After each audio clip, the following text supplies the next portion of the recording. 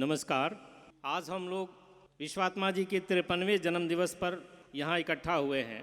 Party विश्वात्मा जी का जन्मदिन मना रही है, जिसमें आप हजारों की तादाद में असम के अलग अलग जिलों से यहाँ उपस्थित हुए हैं। विश्वात्मा जी ने लोगों की भलाई के लिए अपना पूरा जीवन समर्पित कर दिया है और उन्हीं के प्रयासों की वजह से आज हजारों की तादाद में हम लोग यहाँ इकट्ठा हुए हैं।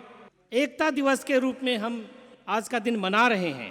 एकता मतलब जनता की एकता, मेहनत कश की एकता, SC ST OBC माइनॉरिटी मध्यम वर्ग की एकता।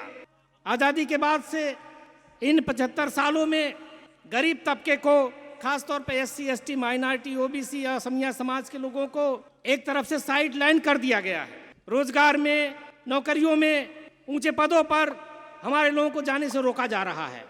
इन समाज के लोगों का प्रतिनिधित्व नहीं है, बिल्कुल नहीं है। आपको एक उदाहरण दूं, राष्ट्रपति सचिवालय, उपराष्ट्रपति सचिवालय, कैबिनेट सचिव, प्रधानमंत्री कार्यालय, कृषि मंत्रालय, समाज कल्याण मंत्रालय, श्रम मंत्रालय, राज्यपाल और विदेश मंत्रालय में OBC का कोई प्रतिनिधित्व नहीं है। सेंट्रल यूनिवर्सिटी में एक भी प्रोफेसर नहीं है, वाइस चांसलर नहीं हमारे। तो इस तरीके से OBC SC और दलित समाज को, आदिवासियों को एक तरह से साइडलाइन किया जा रहा है, गुलामी की तरफ धकेला जा रहा है, हमारे लोगों को नौकरियों में जाने से रोका जा रहा है। उत्तर प्रदेश की एक कहानी है, 69,000 शिक्षक भर्ती की बात हुई थी, वहाँ पर 24,000 नौकरियों को जो OBC समाज को मिलना था, उसमें से 18,000 नौकरियों को दूसरे लोगों को दे दिया सरकार ने। सरकार जानबूझ करके हमारे बच्चों को एडमिशन जो है स्कूलों में पढ़ने के लिए एडमिशन नहीं दे रही है। JNU यूनिवर्सिटी में OBC और दलित बच्चों को एडमिशन नहीं दे रही है सरकार। हालत ये है, दिन प्रतिदिन समाज के लोगों के साथ इस तरीके से नाइंसाफी हो रही है। भाजपा सरकार ने 2022 में BTech इंजीनियरिंग में 77,000 की फीस को बढ़ा के 94,000 कर दिया और ये कहा कि 2 दिन के अंदर आप जमा करोगे तो काम चलेगा।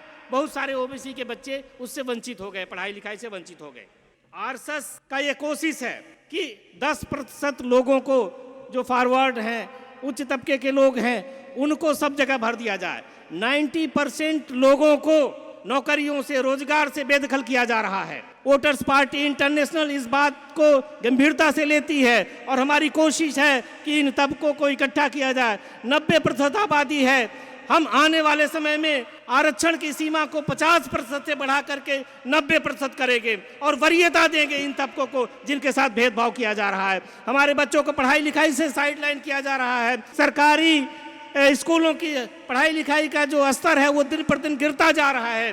गरीबों के बच्चे नहीं पढ़ पाएंगे क्योंकि अब RSS की ये कोशिश है कि कुछ ही लोग पढ़े लिखें, खास तौर पर उच्च वर्ग के लोग, जो संपन्न लोग हैं या जो फॉरवर्ड हैं, उन्हीं लोगों के लिए रोजगार दिया जा रहा है। सरकार 2019 में बिना UPSC पास किए हुए सरकारी नौकरी में भर्ती किया। जो पोस्ट IAS के लिए है उसमें बिना डिग्री के लोगों को जो है वो नौकरी में ले आई है। ये इस तरीके से सरकार काम कर रही है। आप देखेंगे कि महंगाई की जो हालत है, पेट्रोल डीजल के जो कीमतें बढ़ गई हैं, उससे आम आदमी का जीना दूभर हो गया है। सरकार कहीं 1,000 रुपये दे रही है, कभी 3,000 देने की बात कर रही है। वोटर्स पार्टी ये मांग करती है कि वोटरशिप कानून को बनाओ, संविधान में संशोधन करो और हर वोटर को उसका उचित 8,000 रुपया जो बनता है वो मिलना चाहिए। किसानों को 500 रुपया देती है, 7,500 उनका पैसा खा रही है। महिलाओं को असम में 1,000 रुपया दे रही है, 7,000 उनका खा रही है सरकार। तो हम जब लोगों को इकट्ठा करेंगे तब सभी महिलाओं को, सभी नौजवानों को, सभी किसानों को, सभी छात्रों को, सभी तबके को, खासतौर पर दलित, SC OBC माइनॉरिटी, आदिवासी, इन तबकों को संगठित करेंगे और हम सरकार बनाएंगे।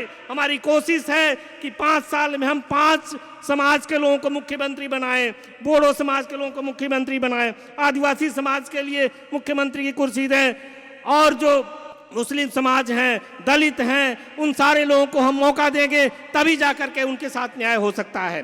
साथियों, वोटर्स पार्टी अब कोशिश कर रही है कि जिनके साथ अन्याय हो रहा है, दलित, पिछड़े, आदिवासी, उन सारे लोगों को संगठित करके एक ऐसी मजबूत सरकार बनाई जाए जिससे कि उनके हक को जो मारी हो रही है उसको हासिल करने के लिए हमें संगठित होना पड़ेगा। गांव-गांव में, जिले-जिले में, शहर-शहर में, सब जगह पार्टी के आधार को मजबूत करना पड़ेगा।